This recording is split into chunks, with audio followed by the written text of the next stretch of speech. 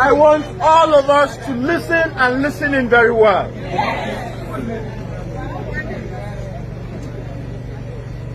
Benue State is the only state you and I have.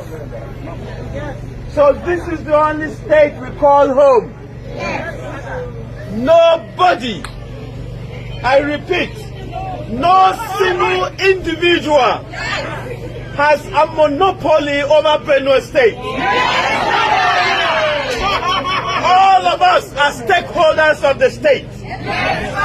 Therefore, no one must and should not intimidate, threaten any one of you standing here. Some people gathered here to do whatever. That is purely rubbish. Purely rubbish. Yes.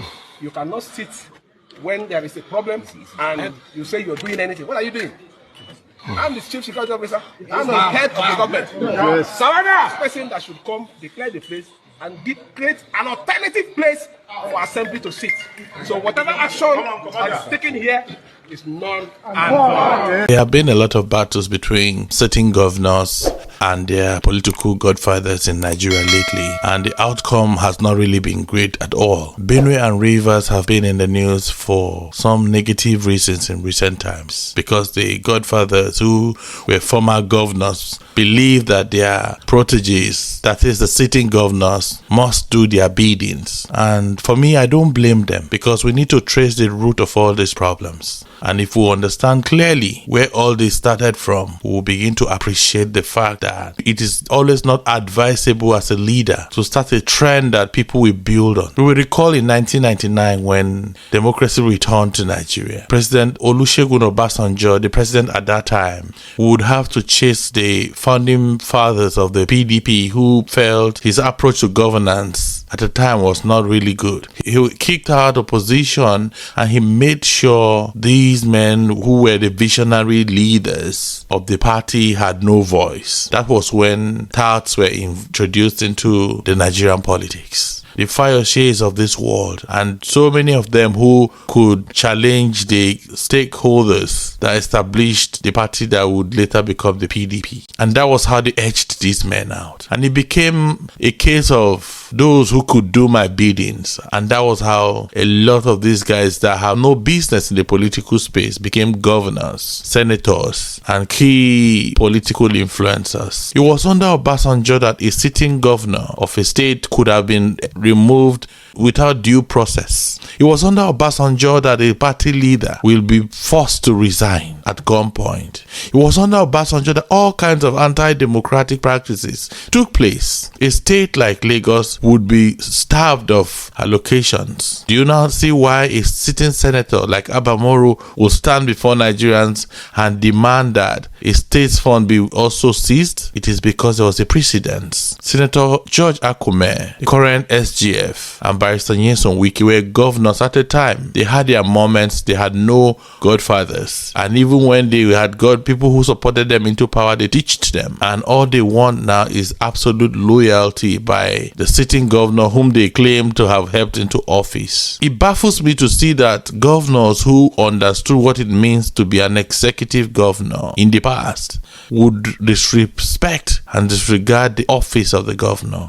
Why should a past governor dictate to a sitting governor what to do? Even if you have helped him to get into that position of influence, why not let the man be if he does not consult you? The position of a governor is a very powerful one in any state. What makes a former governor or a godfather think that they can just write down lists of whatever they want them to achieve or do and pass it down to them as puppets? It's hardly achievable. No matter how loyal that person may seem to be to you, it gets to a point where, because of your bluff, it was in the same Nigeria that his son would eventually retire his father from politics, and he became the godfather of a state. That is how powerful the position is. It is absolute disregard and disrespect for democracy and the seat of power for anybody to think that the governor must submit 100% to him or her. In other words, these men are expecting governors to allow them to continue to run their states. No, a situation like that would only provide for an anarchical state. No individual can be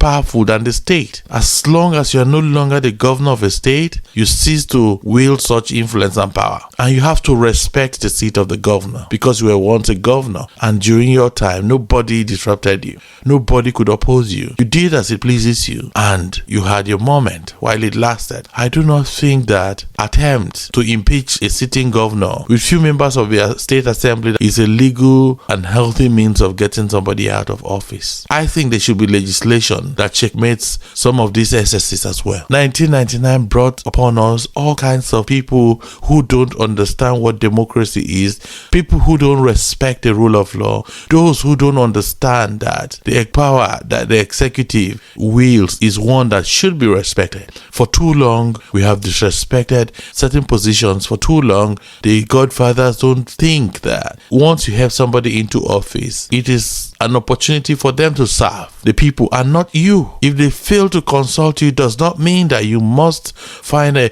unconstitutional way to take them out. It is a criminal act, and it should be met with stiffer sanctions and stiffer laws that aim at checkmating some of these brigandry acts. How do you think you can dictate who a governor appoints? And how do you expect his appointees, particularly those who are loyal to you, to also pay full allegiance to the same governor when they know clearly that you are the dictator, who you are the one who dictates what the governor does? We need to be wiser. We need to understand that when we get people into office, they may not, in most cases, they are not completely going to do our bidding, but the bidding of the people or what they desire to do. Benue and Rivers shouldn't be in the news for the wrong reasons, particularly for Benue State, where I think that every 4 to 8 years we're always having the same issue with the same caliber of persons who believe that the state is their personal property and they should be allowed to run it. This has lingered for too long, and it clearly shows why Benue has been stagnant for a while. If the same set of people were complaining that the governor is not managing the diversity and ensuring that every part of Benue is included in his appointment, they may have been justified. But the agitation is not so. The governor has not done well with managing the diversity in the state. He has been interested solely in his own part of the state, and some part, largely the Zone C, have been excluded from his appointment. That is not what those who are even fighting him are talking about. I don't think that we have done well for those we elect into office and those we support into office. And because there was a precedent that was laid, a bad precedent that was laid, that a sitting governor can be removed easily. And it is those kind of bad behavior that we are entrenching in our politics. And these practices are practices that we must do everything we can to kick out of our politics. Fubara and Fadalia must be allowed to govern. The wastage of our resources through all the fight, the destruction of public property in the name of ensuring that we have our say as godfathers should be a thing of the past. There's nowhere in Nigeria that anybody is going to be completely loyal to you. Why are these guys not taking a cue from past governors who would just relinquish power to their successor and move on? There are classical examples around, and these are the examples I expect the wikis of this world and the Akumes as well to learn from. You can't be a godfather and make it so obvious to those you have helped into power. Nobody takes that. Not a governor, because the position of the governor is a powerful one, and they will agree with me that when they were there, nobody could also dictate to them. Let's be sportsmen. Let's be Democrats in our practice. And the act of sabotage in democracy is one that these men should avoid. I don't know what you think about this, but I'd love to have your comment on this matter. Please like, share, and subscribe to our channel. And this is The Real Issue with Kagwa.